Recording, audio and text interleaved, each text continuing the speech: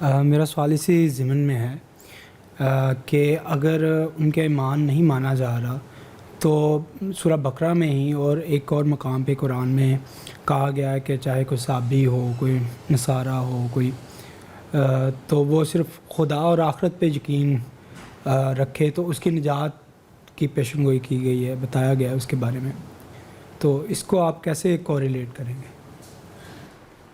دیکھیے، اس آیت کا مطلب یہ ہے کہ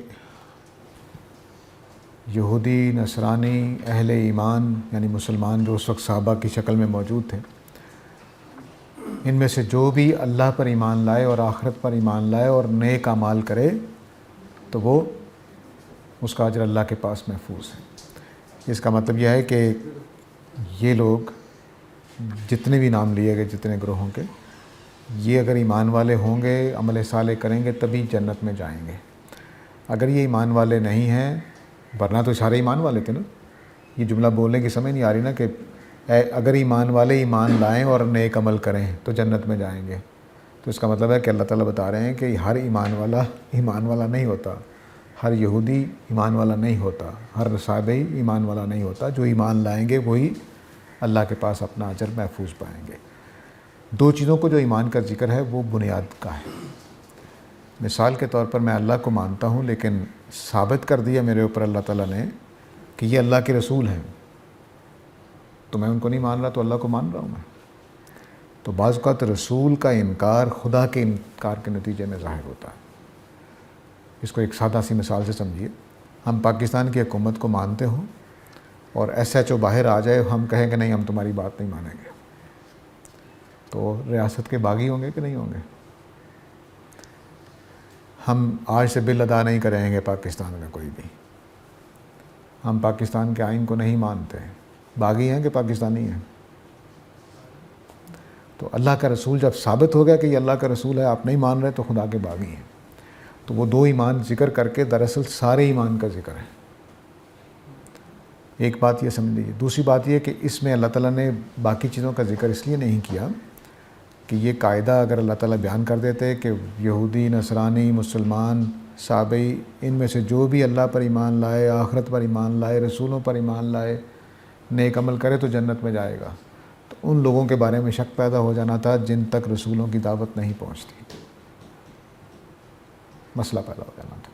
تو چونکہ یہ اصولی قاعدے کی آیت تھی تو بنیادی ایمان دو ذکر کر دیے ہیں، جن کے بغیر کوئی ایمان پیدا نہیں ہوتا، جن کے بغیر کوئی عمل صالح پیدا نہیں ہوتا. یہ دو ایمان ضروری ہے. مثلا بل گیٹس جو نیکی کرتا ہے وہ کس وجہ سے کرتا ہے؟ انسانیت کے جذبے کے تحت. ٹھیک ہے، نہ اس کے پاس اللہ کا ایمان ہے نہ آخرت کا ایمان ہے. تو بتائیے وزن پائے گا؟ یوں سمجھ لیجئے کہ میری والدہ نے مجھے کہا کہ میری خدمت کرو گے تو میں تمہیں انعام دوں گی. ٹھیک ہے، میں نے والدہ کی خدمت تو نہیں کی، باقی سارے لوگوں کی خدمت کرتا پھر رہا ہوں، اجر ملے گا ماں کی طرف سے. تو میرے اندر چونکہ فطرت ہے، میں فطرت کی وجہ سے نیکی کرنا چاہتا ہوں، خواہ وہ انسانی ہمدردی کا نام لے لے، کوئی نام لے لے. تو میں نے وہ کام اس مقصد کے لیے کیا ہی نہیں جس مقصد کے بعد مجھے اجر ملنا ہے. میں نے تو پیسہ کمانے کے لیے، شہرت کا حاصل کرنے کے لیے یا انسانی خدمت کے لیے کر دیا، بس ہو گیا. تو نیت اس لیے شرط رکھی گئی ہے کہ نیت سے میں اپنے اس بینک میں چیز جمع کراتا ہوں کہ میں نے آج جو والدہ کی خدمت کی ہے یہ جنت دوزخ والے بینک میں رکھ دی جائے. تو نہیں رکھوں گا تو نہیں جائے گا. ٹھیک ہے، اب آپ نے جیب میں پیسے رکھ چھوڑے ہیں اس خیال سے کہ بینک میں جمع ہو جائیں، تو آپ نہیں کرائیں گے تو نہیں ہوں گے. ٹھیک ہے نا. تو اس لیے نیت لازم کر دی گئی. تو ان دو چیزوں کو، یہ دو چیزیں جو اس آیت میں ہیں 62 نمبر میں، جو ایمان لائے اللہ پر اور آخرت پر، یہ دونوں کی دونوں ہماری نیت کو متعین کرتی ہیں کہ میں نے نیک عمل کیا ہے کس لیے؟ اللہ اور آخرت پر ایمان کی وجہ سے. پھر وہ اجر محفوظ ہو جائے گا.